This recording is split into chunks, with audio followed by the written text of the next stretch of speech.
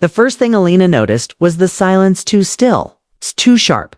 The kind that makes the hairs on your arms lift before you even understand why. She hadn't meant to wander this deep into the northern woods.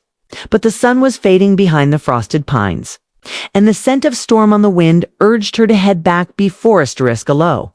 Broken sound cut through the quiet. Not an animal, a man.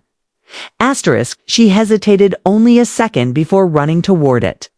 Boots slipping over the snow-packed ground until she nearly tripped over the body lying half-buried beneath a fallen branch.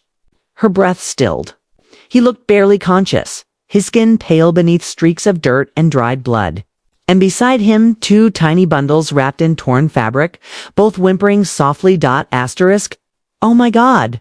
Alina dropped to her knees. Hey, can you hear me? Asterisk, the man's eyes flickered open, a startling shade of gold she had never seen on a human. Pain flashed through them before his lashes fell again. Asterisk, no one survived long this far north without shelter. Storm winds were already curling through the trees. Instinct overrode fear, and she began clearing the branch off his body with shaking hands. I've got you, she whispered, though she wasn't sure if she was reassuring him or herself. Asterisk, when she tried to lift him, he flinched, struggling weakly.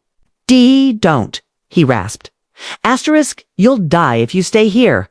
She looked at the baby's twins, barely days old. All of you will. Asterisk, for a moment, he seemed to weigh her words. Then, with the last of his strength, he nodded. Asterisk, it took everything she had to drag him onto her old sled. Placing the twins carefully beside him, snow whipped at her face as she pulled them toward her cabin half a mile that felt like eternity until at last her porch light glowed through the trees. Asterisk, inside, warmth enveloped them as she lit the hearth and worked quickly, checking his injuries.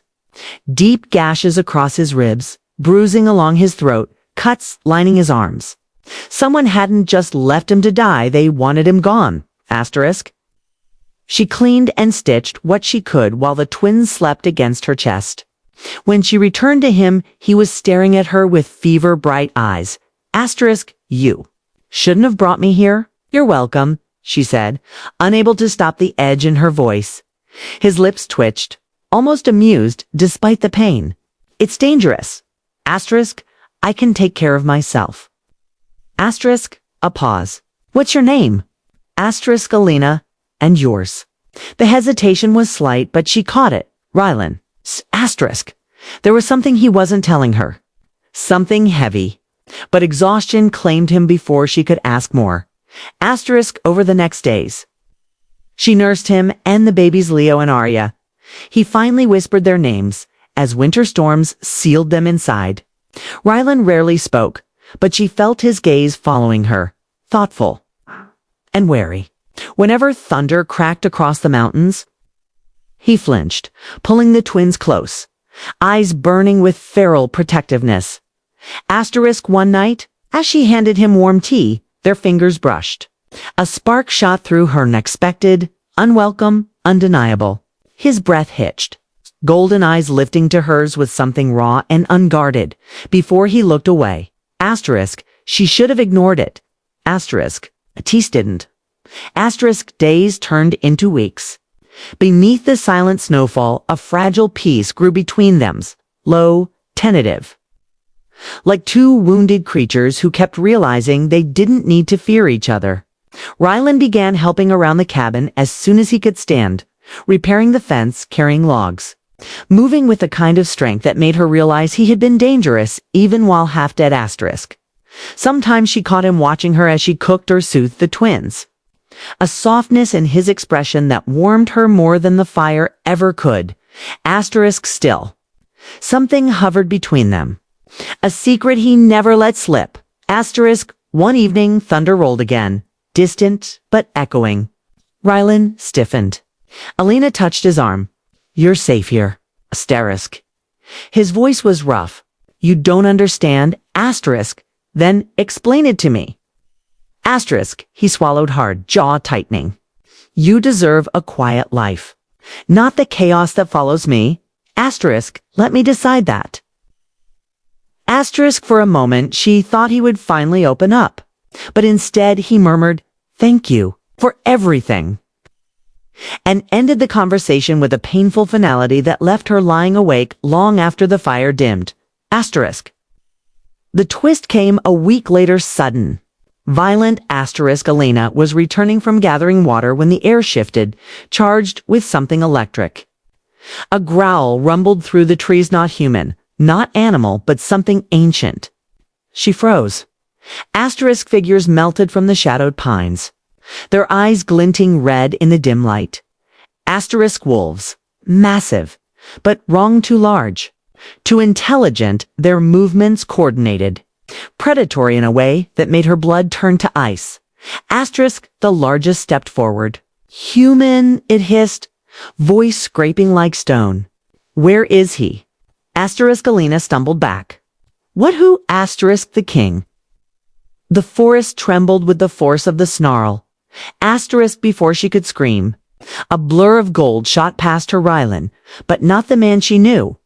Asterisk his body twisted midair, bones reshaping. Golden light crackling along his skin until a massive wolf landed between her and the intruders, larger than any in front of them. Fur shimmering like sunlight through amber. Asterisk, the Alpha King.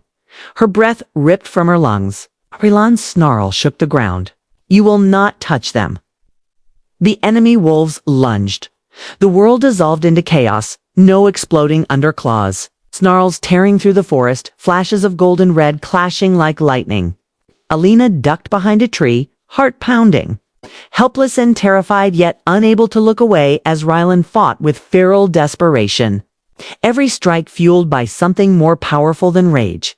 Asterisk, love. Protection. Fear of losing the fragile life they had built inside her cabin. Asterisk, when the last wolf fell. The silence was deafening.